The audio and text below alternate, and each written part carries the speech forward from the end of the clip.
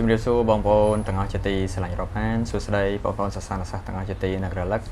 ថ្ងៃនេះខ្ញុំមានជាវីដេអូមួយចង់មកចែករំលែកតាក់ទងទៅនឹងពាក្យភាសាចិនមួយដែលគ្នាយើងគាត់បានសួរជាសំណួរឡើងណាសំណួររបស់គាត់គឺនិយាយអំពីពាក្យថាភីឈីណាគាត់សួរថាគាត់លើកឡើងថា老师ចុះពាក្យថាភីឈីខ្ញុំសិក្សាភាសាចិនដោយខ្លួនឯងពេលព្យាយាមស្វែងយល់អំពីអត្ថន័យពាក្យហ្នឹងដូចយល់ថារៀងឆ្កងអញ្ចឹងចង់ឲ្យមានចង់ខ្ញុំជួយបញ្យល់បន្ថែមអញ្ចឹងគាត់ comment នៅលើវីដេអូមួយដែលខ្ញុំលើកឡើងអំពីពាក្យថាភ័យហ្វូហើយនិងពាក្យសៀនមុខអញ្ចឹងណាឥឡូវយើងមកជជែកទៅលើពាក្យហ្នឹងបន្តិចសិនព្រោះយើងតាមពិតទៅបកឲ្យស្រួលស្ដាប់តែម្ដងពាក្យហ្នឹងយើងបកថាកំហឹងឬក៏យើងអាចបកថាអារម្មណ៍ក៏បានដែរអញ្ចឹងណាអានេះខ្ញុំនិយាយបកប្រែហើយសំណួរសួរថាតើបើឲ្យខ្ញុំបកតើខ្ញុំបកពាក្យហ្នឹងបកពីណាយើងមានអំណាចច្រើនទៅលើការបកប្រែទីមួយយើងបកប្រែទៅតាមចំណេះដឹងការរៀនសូត្រពេលដែលយើងរៀនយើងចេះជួពាក្យអញ្ចឹងក្នុងអត្ថន័យឧទាហរណ៍បែបនេះឬក៏ឧទាហរណ៍បែបនោះហើយយើងកាត់ថាអូពាក្យហ្នឹងគឺបកប្រែថាអញ្ចេះឬក៏បកប្រែថាអញ្ចោះអញ្ចឹងទៅបច្ចុប្បន្នគឺយើងបកប្រែពឹងផ្អែកទៅលើការបកប្រែទៅលើវចនានុក្រមប៉ុន្តែវចនានុក្រមមួយចំនួនគឺវចនានុក្រមអនឡាញដែលវចនានុក្រមអនឡាញខ្លះគេអត់មានភាសាខ្មែរទេមានតែភាសាអង់គ្លេសអញ្ចឹងណាឬក៏ខ្លះមានដែរហើយខ្លះទៅក៏អាចបកថាត្រូវខ្លះទៅក៏អាចបកទៅរៀងឆ្កងទៅតាមនឹងអញ្ចឹងណាប៉ុន្តែថ្ងៃនេះខ្ញុំនឹងបង្ហាញអំពីអំណាចមួយនៅក្នុងវចនានុក្រមមួយបែបគេហៅ classic បែបបុរាណវចនានុក្រមបែបបុរាណមួយក្បាលវចនានុក្រមនេះពួកយើងបើសិនជាខ្ញុំនិយាយពីអាយុតាំងពីឆ្នាំ2000ឬក៏អាចមុនឆ្នាំ2000ទៀតវចនានុក្រមមួយក្បាលដែលខ្ញុំកំពុងកាន់ហ្នឹងខ្ញុំមិននិយាយពី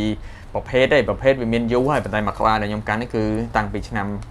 មុនឆ្នាំ2000ទៀតដែលថាជំនាន់បងខ្ញុំក៏រៀនភាសាចិនបន្តមកខ្ញុំទៀតអញ្ចឹងគឺលំបាកប្រហែលហ្នឹងអញ្ចឹងណាអញ្ចឹងឥឡូវយើងមកមើលបន្តិចតាក់ទងទៅនឹងពាក្យភីឈីណាសម្រាប់គ្នាយើងដែលស្គាល់អក្សរភីឈីយើងចេះសរសេរ1 2អញ្ចឹងទៅ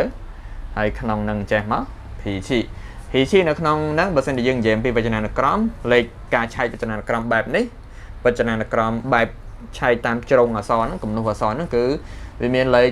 7វាមានលេខ6វាមានលេខ2ហើយនិងលេខ4អញ្ចឹងណា7 6 2 4គ្នាយើងកុំឆ្ងល់ថាហេតុអីបានខ្ញុំអាចចាំអានឹងបានសម្រាប់អ្នកដែលគាត់ធ្លាប់រៀនភាសាចិនថ្នាក់ពេញម៉ោងពីមុនមកក៏ដោយបច្ចុប្បន្នខ្ញុំមិនច្បាស់ដែរថារក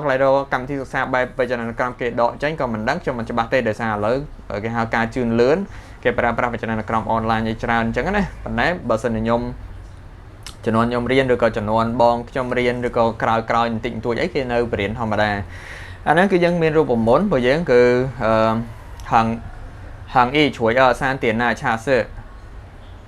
行一除以二三点那恰是恰五方框六七角八八九是小殿下有行变零头គឺជាតម្រង់រូបមន្តនៃការកំណុស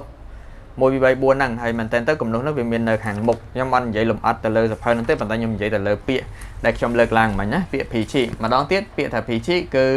7 6 2 4អូខេ7 6 2 4ទីខ្ញុំបង្ហាញ7 6 2 4 7 6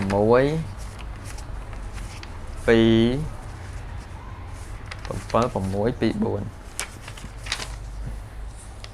អូខេខ្ញុំដើម្បីឲ្យគ្នាយើងបានឃើញខ្ញុំថតពីក្នុងនេះមកតង់ទៀតដើម្បីពួកយើងបានមើលអញ្ចឹងណាតើអ្វីដែលខ្ញុំនិយាយគឺមានន័យថាម៉េចណាអញ្ចឹងពួកយើងមកមើលកន្លែងនេះមកនេះឃើញទេលេខរបស់វាគឺ7 6 2 4ហើយហ្នឹងគឺអក្សរព្រីដែលអក្សរព្រីយើងគេបកតែមួយពាក្យហ្នឹងណាអានេះគឺព្រីចាំងដែលយើងបកប្រែថាផាលហ្នឹងគឺចង់សំដៅទៅលើរូបរាងកាយរបស់យើងហើយបន្តមកទៀតយើងដើររកពាក្យភីឈីនេះភីឈីនៅក្នុងនេះគឺមានអត្ថន័យថាកំហឹងឬក៏ចិត្តអញ្ចឹងទៅហើយលេខដែលខ្ញុំនិយាយមិញណានេះឃើញទេវាមាននៅកន្លែងនេះដែរអញ្ចឹងទៅចឹងខ្ញុំអត់លម្អិតទៅលើការឆែកឯងបើខ្ញុំនិយាយទៅលើពាក្យអញ្ចឹងពាក្យនេះយើងបកថាកំហឹងខ្ញុំឲ្យឧទាហរណ៍បន្ថែមពួកយើងដើម្បីឲ្យពួកយើងងាយស្រួលក្នុងការយល់ទៅលើពាក្យភីឈីព្រោះអីក្នុងការរៀនភាសាចិនណាឬក៏រៀនពាក្យភាសាបរទេសផ្សេងក៏ដោយគឺពួកយើងព្យាយាមយល់ទៅលើ clear ព្រោះកាលណាយើងបកពាក្យដូចខ្ញុំនិយាយមុនថាពាក្យហ្នឹងខ្ញុំបកអញ្ចឹងប៉ុន្តែពេលខ្លះក៏អាចបកផ្សេងដែរខ្ញុំឧទាហរណ៍មួយចំនួនប្រាប់គ្នាយើងដើម្បីពួកយើងបានស្វែងយល់អំពីអត្ថន័យនៃពាក្យហ្នឹងបន្ថែមទៀតហើយការស្វែងយល់អំពីអត្ថន័យដែលខ្ញុំបានបញ្ជាក់ប្រាប់គ្នាយើងអញ្ចឹងគឺយើងគួរតែស្វែងយល់ជាមួយនឹង clear អញ្ចឹងហើយបានពួកយើងឃើញខ្ញុំលក់សភៅមួយចំនួនគឺទី1ខ្ញុំមានសភៅ ASK 1 13 មានទាំងពាក្យមានទាំងឃ្លាហើយខ្ញុំមានសភៅ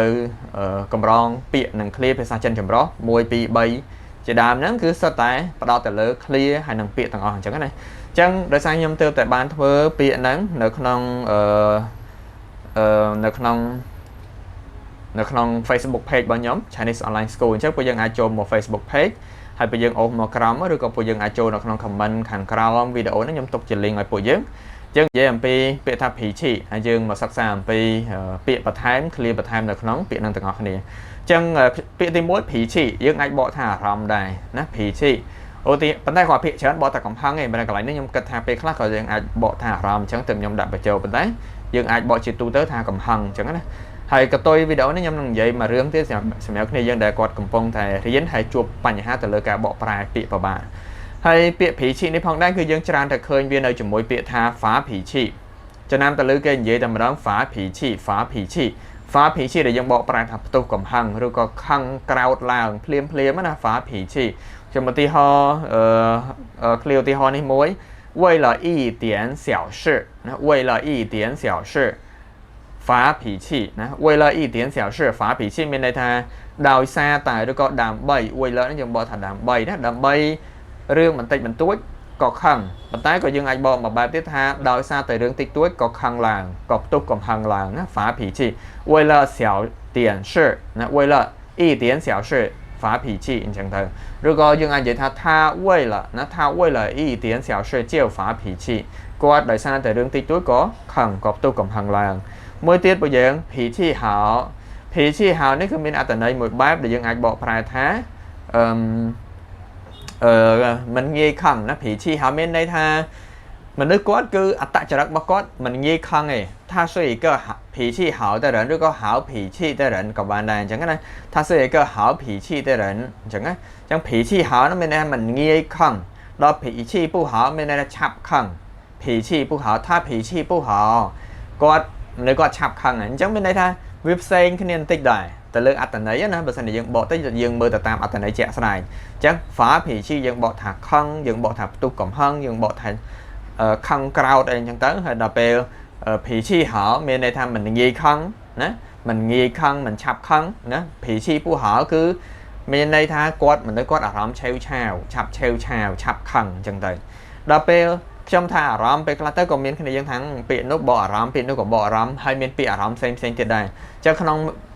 post ដែលខ្ញុំដាក់នៅក្នុង Facebook page របស់ខ្ញុំ Chinese Online School ខ្ញុំបានបន្ថែមនៅពាក្យមួយទៀតដែលបកថាអារម្មណ៍នៃទូទៅយើងបកថាយើងប្រើពាក្យ sin ching នឹងអារម្មណ៍ឧទាហរណ៍យើងនិយាយថាខ្ញុំអារម្មណ៍ល្អថ្ងៃនេះខ្ញុំអារម្មណ៍ល្អ sin ching ហៅអញ្ចឹងណា sin ching ហៅអារម្មណ៍ល្អដល់ពេល sin ching ពូហៅអារម្មណ៍មិនល្អខ្ញុំឲ្យ clear ឧទាហរណ៍ទៅតាមពាក្យមួយហ្នឹងអញ្ចឹងពាក្យក្នុងពាក្យនេះគឺ今天心情不好那今天心情不好想找朋友去 KTV 今天心情好អធិស្ឋានណាដោយសារពាក្យ去 KTV នេះទោះបី心情不好ឬក៏心情好ក៏យើងអាចទៅបានក៏សមស្របវាមិនជាឆ្កងអញ្ចឹងណាទោះបីយើងថា今天心情不好想去找朋友去KTV ក៏បានអារម្មណ៍មិនល្អចង់ទៅច្រៀងខារ៉ាអូខេក៏ត្រូវដល់ពេលអារម្មណ៍ល្អចង់ទៅច្រៀងខារ៉ាអូខេក៏ត្រូវដោយសារអីកន្លែង KTV នេះគឺត្រូវទាំងពីរត្រូវទាំងអារម្មណ៍មិនល្អត្រូវទាំងអារម្មណ៍មិនល្អអញ្ចឹងមានន័យថាជាកន្លែងដែលវិជ្ជមានអញ្ចឹងទៅណាអញ្ចឹងម្ដងទៀតណា今天心情好ថ្ងៃនេះអារម្មណ៍ល្អថ្ងៃនេះខ្ញុំអារម្មណ៍ល្អអញ្ចឹងទៅណា想找朋友去 KTV ចង់រកមិត្តភ័ក្តិទៅច្រៀងខារ៉ាអូខេឧទាហរណ៍心情不好ដែលយើងបកប្រែថាអារម្មណ៍មិនល្អណា心情不好បន្តទៀតយើងមានឃ្លាឧទាហរណ៍今天心情不好不想出去玩不想出去玩ដែលយើងបកប្រែថាមិនចង់ចេញទៅក្រៅឬក៏ថាមិនចង់ចេញទៅលេងនៅខាងក្រៅថ្ងៃនេះអារម្មណ៍ល្អមិនល្អណាមិនចង់ចេញទៅលេងនៅខាងក្រៅទេអញ្ចឹងណាអញ្ចឹងសិនជ្រៀងយើងបកប្រែថាអារម្មណ៍មួយទៀតសិនជ្រៀងហ្វូចាដែលយើងបកប្រែថាច្របូកច្របល់អញ្ចឹងណាសិនជ្រៀងហ្វូចាមានន័យថាអារម្មណ៍ច្របូកច្របល់អញ្ចឹងទៅណាខ្ញុំបកជាមួយគ្នាបកមកវិញបន្តិចមុនហ្នឹងខ្ញុំបញ្ជាក់ប្រាប់គ្នាយើងថាចុងវីដេអូខ្ញុំនិយាយរឿងមួយដែលតាក់ទងទៅនឹងរឿងគ្នាយើងរៀនហើយពិបាកក្នុងការបកបច្ចុប្បន្នយើងមានពួកយើងទី1កុំឆោតខ្ញុំប្រាប់ពាក្យកុំឆោតដោយសារតែបច្ចុប្បន្នមានគ្រូបង្រៀនអនឡាញជាច្រើន ក៏មានគ្រូបង្រៀនដែលគាត់ចែករំលែកវីដេអូជាច្រើនតាមបណ្ដាញសង្គម TikTok Facebook YouTube អញ្ចឹងបើសិនជាពួកយើងមិនចង់ចំណាយណាថ្លៃសិក្សាទៅលើការរៀនសូត្រហ្នឹងទេ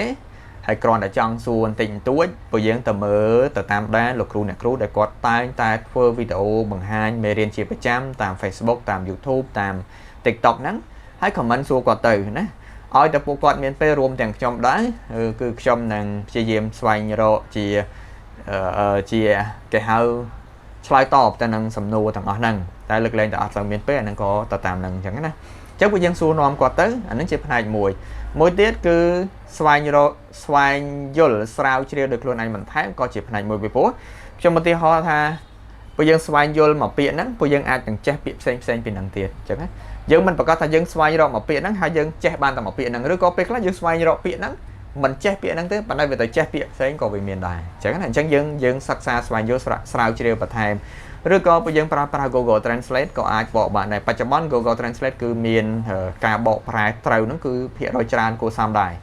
ហើយមិនមែនថាត្រូវទាំងអស់ហើយក៏មិនមែនថាខុសដែរពេលខ្លះទៅ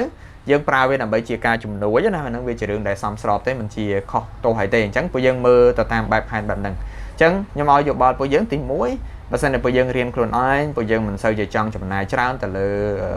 ការបង់ថ្លៃសាលាជូនគ្រូជាក់លាក់ណាមួយទេពួកយើងអាចតាមដានលោកគ្រូអ្នកគ្រូណាដែលគាត់ព្យាយាមធ្វើវីដេអូបង្ហាញពន្យល់ណែនាំនៅតាមបណ្ដាញសង្គមទី2ព្យាយាមស្វែងយល់ស្រាវជ្រាវខ្លួនឯងបន្ថែមទៅបើសិនជាពួកយើងមានពេលវេលា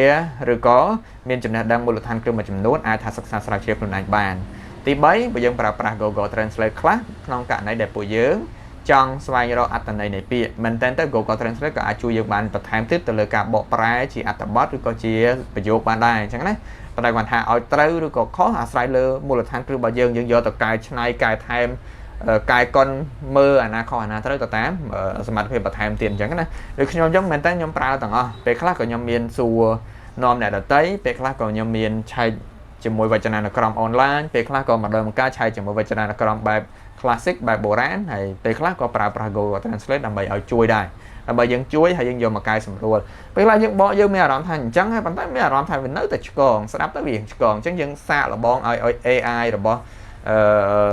Google ហ្នឹងគេជួយឆែកឲ្យយើងមើលតែគេបកមកអាចប្រួសជាងយើងអត់ពេលខ្លះពិតមែនគេបកមកសំសួនជាងយើងក៏ថាបានដែរអញ្ចឹងណាអញ្ចឹងគឺតាមហ្នឹងពួកយើងគឺទៅតាម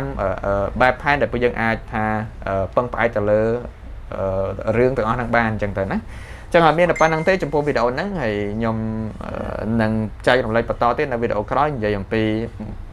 មូលដ្ឋានគ្រឹះបន្តិចតួចតាក់ទងទៅនឹង Pin In ដោយសារឃើញគ្នាយើងគាត់ល្អលទាំច្រើនហើយខ្ញុំទៅទទួលបានកំណត់ថ្មីតាក់ទងទៅនឹងការរៀន Pin In ហ្នឹងណាហើយខ្ញុំនឹងចែករំលែកពួកយើងនៅវីដេអូបន្ទាប់ណាចឹងបញ្ចប់វីដេអូនៅប៉ុណ្ណឹងហើយយើងចាំជួបគ្នានៅវីដេអូក្រោយណាអរគុណ